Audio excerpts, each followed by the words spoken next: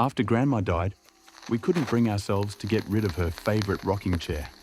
It sat in the attic, collecting dust, its old wood groaning under the weight of memories. Then the noises started.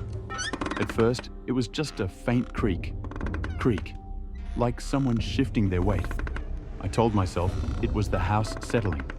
But then, one night, the sound grew louder, steady, rhythmic, like someone was actually sitting there, rocking back and forth. My blood turned to ice. I grabbed a flashlight and climbed the attic stairs, each step creaking under me. The air was thick with the scent of mothballs and something else, old perfume, the kind Grandma used to wear. The chair was moving, empty, but rocking. I stepped closer, my breath coming in short gasps. Then I felt it, cold fingers brushing the back of my neck. A whisper, dry as dead leaves. "You left me alone up here." I screamed and bolted downstairs, slamming the attic door behind me. The next morning, the rocking chair was gone from the attic.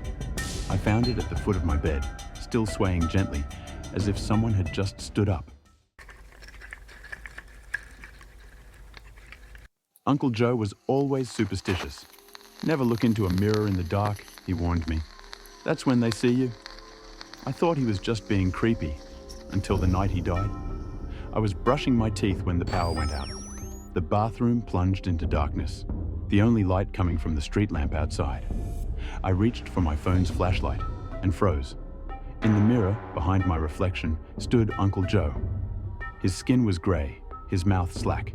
His eyes, black, empty pits, locked onto mine. He wasn't breathing, wasn't blinking, just staring. I spun around, nothing there. But when I looked back at the mirror, he was closer. His cracked lips parted, and though no sound came out, I heard his voice in my head. "You didn't come to my funeral." I smashed the mirror with my fist, glass slicing my skin. Blood dripped into the sink, but I didn't care. I had to break whatever connection led him through. Now, whenever I pass a mirror in the dark, I see his fingers first, pressing against the glass from the other side, trying to push through. Aunt Rose was always the kind one. Even when cancer withered her away, she still remembered my birthday. The week before she died, she sent me a small wooden music box.